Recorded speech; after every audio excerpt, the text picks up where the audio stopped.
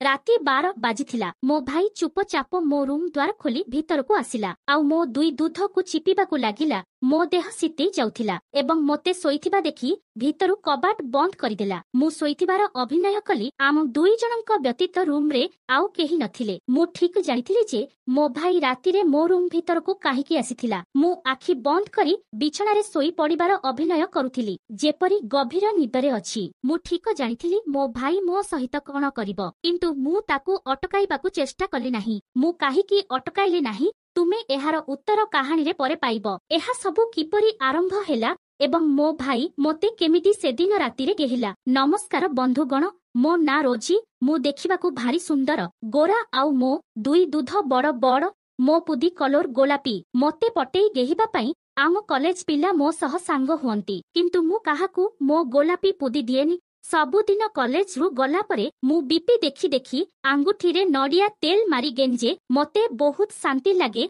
सांग माने तम दंडा केते लंबा कमेंट रे कुह।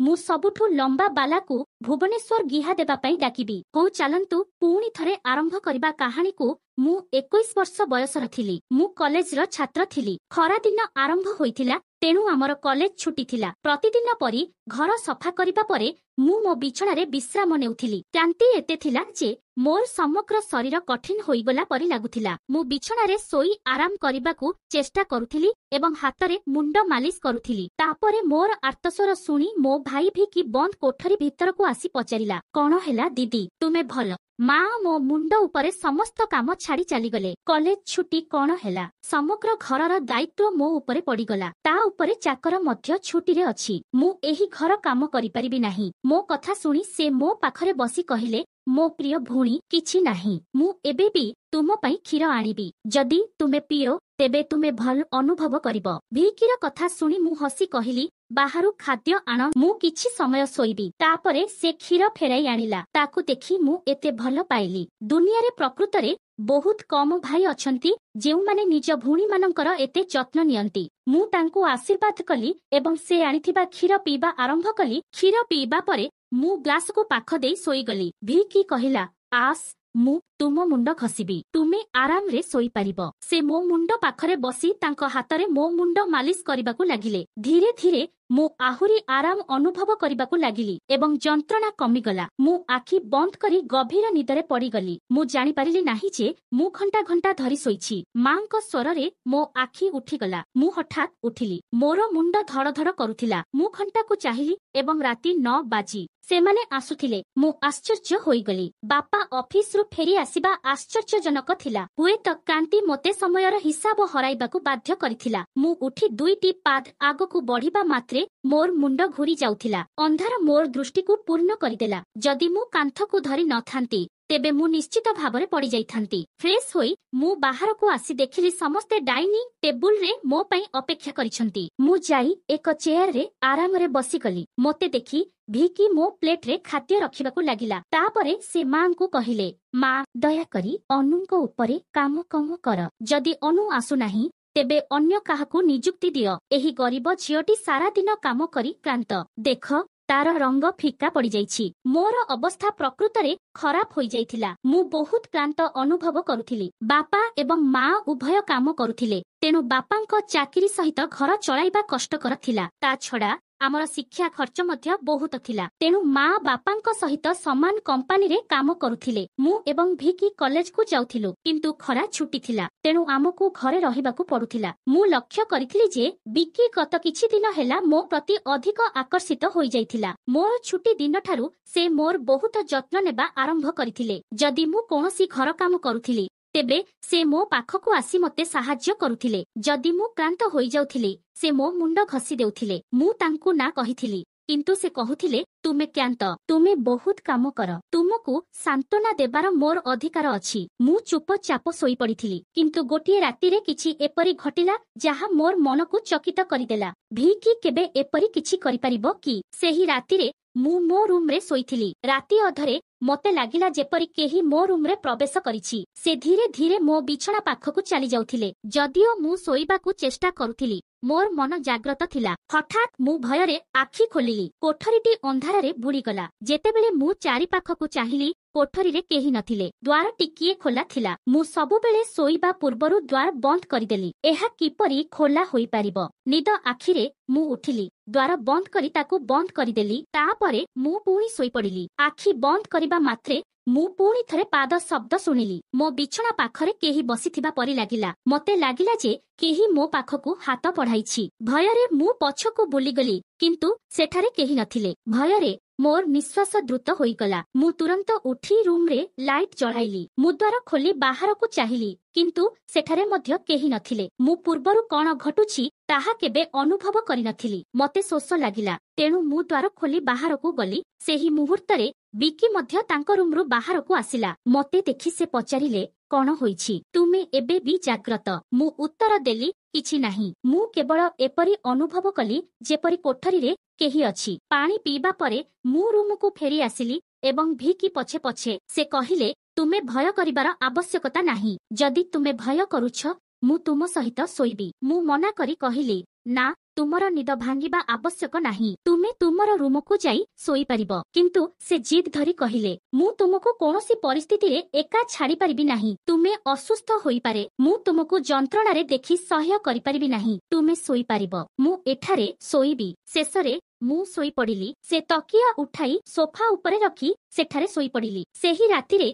मोते लागिला जेपरि केही मो बिछଣା पाखरे बसी मोते बहुत समय धरी देखुछि। से मो केसकु चापिले, मो मुहम उपरे तांको आंगुठी बुलाइले एवं मु शांति रे शोई पड़िली। ए सब स्वप्न परि मने हेउथिला। परदिन सकाळे जेतेबेले मु उठिली, मु एक अजब मनोभावरे थिली। मु आश्चर्य होइगली, कारण मु पूर्वरु केबे एते गभीर शोई नथिली। आज मु टिके खुशी अनुभव कली, किंतु काहीकि मु बुझी पारु नथिली। मु तांको पचारिली एवं से कहिले, मु प्रतिदिन एते खुशी तुम परी भौणी सहित केही काहीकि खुशी हेबे नाही। मु समस्त घर काम सारी बसिबा परे भिकी तेल नहीं मो पाखकु आसिला। से कहिला, अनु दीदी, तुमर केस खोली दियो, मु तुमर मुंड मालिश करिबी। मु तांको कार्यकलाप विषय रे अजब अनुभव कली। मु कहिली, एहा तुमर काम नुहे। चली जाओ तुम बंधु मानक सहित बुली जाओ। मते मालिश करिबार आवश्यकता नाही। किंतु से मते अणदेखा करी निजे मो केसरु बेणी काढी कहिले, उत्तेज कर नाही। केवल भाग्यवान मानकर एपरी भाई थाए। जेतेबेले तुम भाई तुमर सुंदर रेशमी केस मालिश करिबाकु चाहे, सेतेबेले तुमर कोन असुविधा होई पारे। आसे मु तुमर मुंड मालिश करिबी। तुमे बहुत आराम अनुभव करिबो। से मते उठाई रूम को नेई गले। मु बिछଣା उपरे तकिया रखी सोई पड़िली। मो केस बिछଣା उपरे झुली पड़िला। से मो बिछଣା पाखरे बसी मो केस मालिश करिबाकु लागिले। भिकी मो ठारू 4 वर्ष सान थिला, किंतु से सबुबेले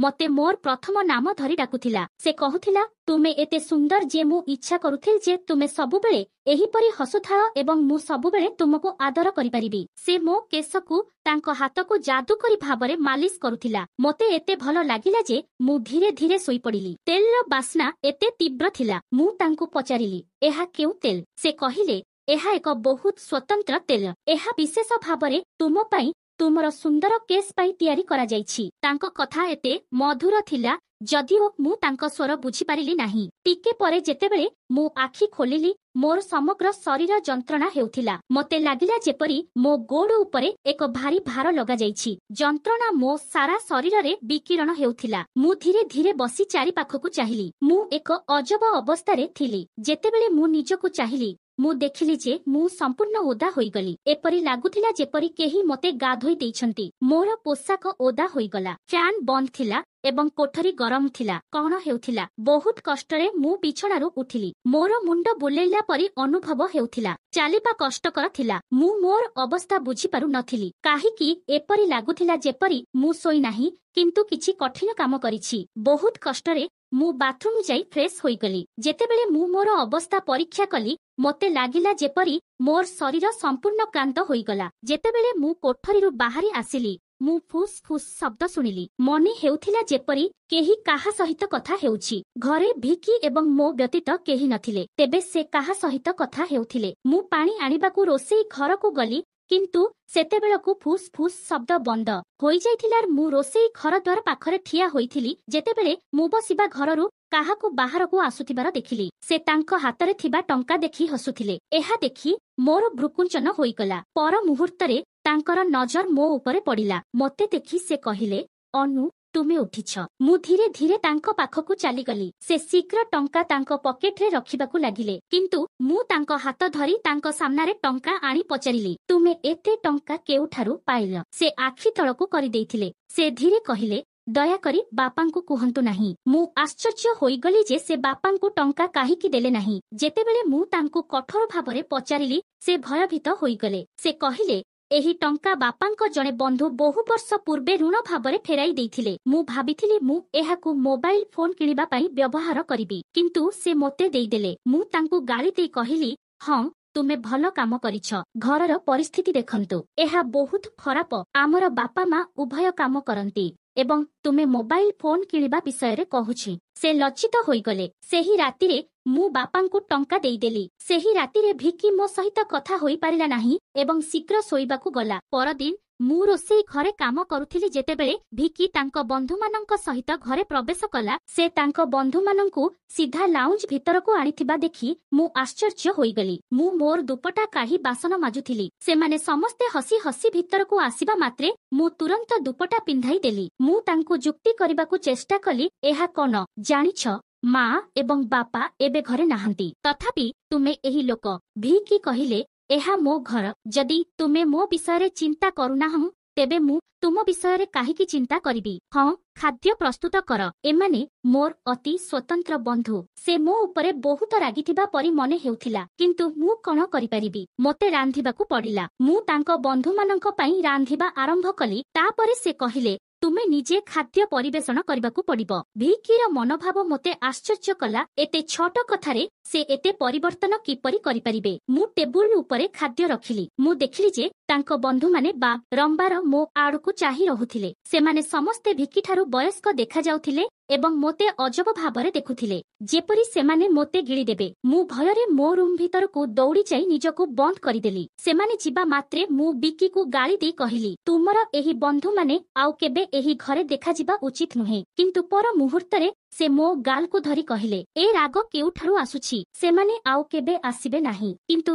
ତୁମେ ଏ ବିଷୟରେ ମା ଏବଂ ବାପାଙ୍କୁ କହିବା ଉଚିତ ନୁହେଁ। ଭିକିର ଆଚରଣ ମୋତେ ବିରକ୍ତ କରିଥିଲା। ସେ କେବେ କୌଣସି ସ୍ନେହ ଦେଖାଇଲା ନାହିଁ। ଏହା ଏକ ଚିଡ଼ାଇବା ପରି ଲାଗିଲା। ଯାହା ହେଉ, ମୁଁ ରାଜି ହୋଇଗଲି ଏବଂ ମୋ ରୁମକୁ ଗଲି। ଭିକିର ଆଚରଣ କ୍ରମଶଃ ଅଜବ ହୋଇଯାଇଥିଲା। ସେଦିନ ଯେତେବେଳେ ମୁଁ ବିଶ୍ରାମ ପାଇଁ ମୋ ରୁମରେ ଥିଲି, ମୁଁ ହଠାତ୍ ମୋ ପାଦରେ କାହାର ହାତ ଅନୁଭବ କଲି। ମୁଁ ଆଶ୍ଚର୍ଯ୍ୟ ହୋଇ ଆଖି ଖୋଲିଲି ଏବଂ ଭିକି ତାଙ୍କ କୋଳରେ ମୋ ପାଦ ମାଲିସ କରୁଥିବାର ଦେଖିଲି। ମୁଁ ତୁରନ୍ତ ତାକୁ ଅଟକି ଯାଉ ନଥିବା କହିଲି, କିନ୍ତୁ ସେ କହିଲେ, ମୁଁ ଯାହା କରୁଛି ତାହା ମୋତେ କରିବାକୁ ଦିଅ। ମୁଁ ଏହି ଘରେ ଏକମାତ୍ର ଯିଏ ତୁମର ଏତେ ଯତ୍ନ ନିଏ।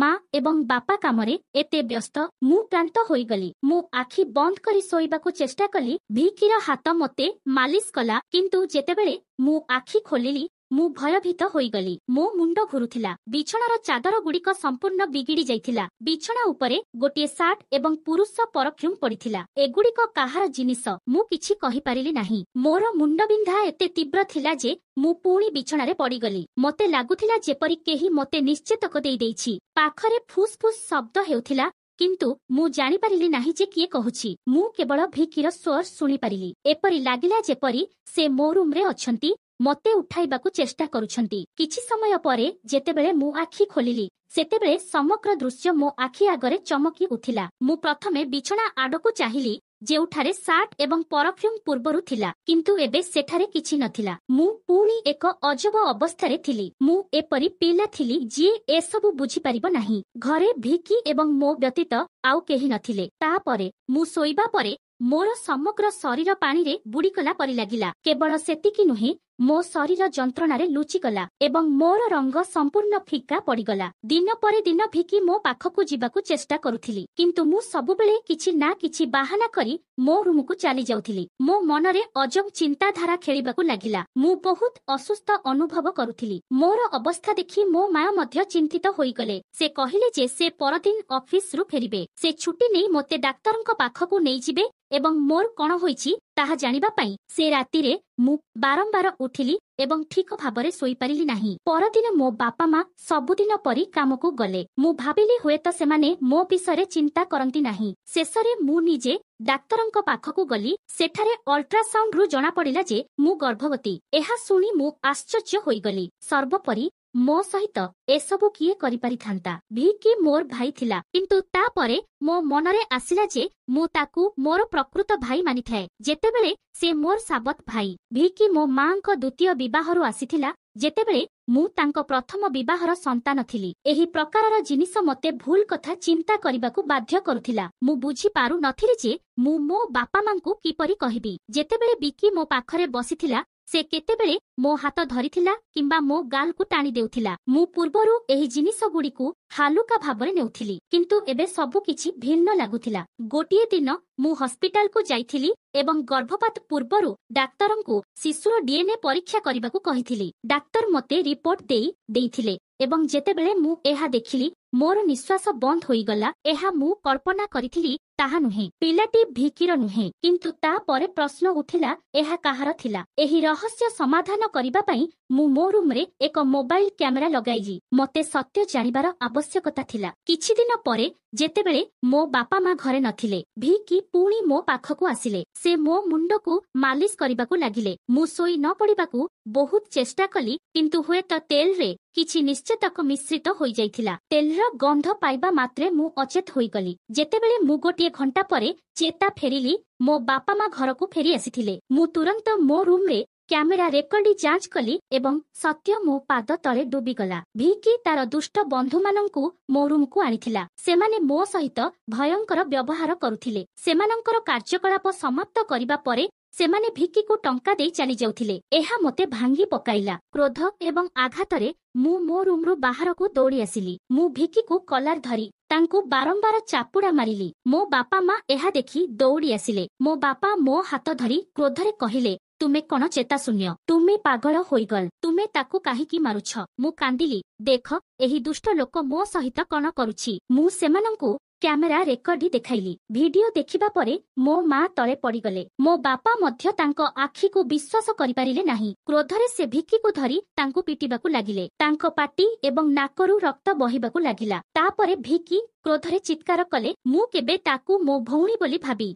नथिले। मते टंका दरकार थिला एवं लोकमाने तापाई लक्ष लक्ष टंका देबाकू प्रस्तुत थिले। मोते मोर आवश्यकता पूरण करिबाकू पड़िला। सेथिपाई मु एही पदक्षेप नेइथिली। मु मो भौणीर शरीर को बिक्री करिदेली। एहा सुनी मु मो कानरे हाथ रखी कांदिली। मो बापा तांकू एते जोरे पिटिले जे से रक्ताक्त होइगला, किंतु कौनसी प्रकारे से निजको मुक्त करी घरु पळाई गले। से आउ सेही घर को फेरिले नाही। मो गर्भरे बढुथिबा पिलाटी अवैध थिला। मु ताकू गर्भपात कराइथिली, किंतु भिकी मो उपरे जेउ शून्य खेळ खेलिथिला ताहा मो मृत्यु पर्यंत मो हृदयरु केबे लिभाई परिबो नाही। भाई हेउछि जणे जिए तुमर प्रकृत स्वभाव एवं तुमको सम्मान करे। तुमर छोट झियकू जणे अपरिचित व्यक्तिंक जत्नरे छाड़िबा एक गुरुतर भूल। कारण एपरि दुष्ट लोक माने सबुबेले एक असहाय एवं निर्दोष झियार सम्मान निलाम करिबा पई सुजोग खोजुछंती। मु मोर समस्त श्रोता एवं पाठकंकु अनुरोध करिबाकू चाहुछि, सेमाने सर्वदा सेमानंक झियो मानंकर जत्न नियंतु, सेमानंकु पवित्र रखंतु एवं केबे भी जणे अपरिचित व्यक्तिंक सहित एकुटिया छाड़ंतु नाही। एही समग्र परिस्थिति रे काहार दोष थिला? मो बापा मा जेउ माने टंका पछरे पड़ी सेमानंक पिलामानंक प्रति संपूर्ण उदासीन होई जाइथिले, किंबा मो निज पिला माने जेउ माने मो साबत भाई सहित एही घरे एका रहुथिले एवं तांकू अत्यधिक विश्वास करुथिले। मु सबुबेले तांकू मोर भाई बोली मानिथिली, किंतु से मोर विश्वास भांगी देइथिले। तेणु बंधुगण सबुबेले निज एवं निज परिवारर सुरक्षा प्रति सतर्क रुहंतु।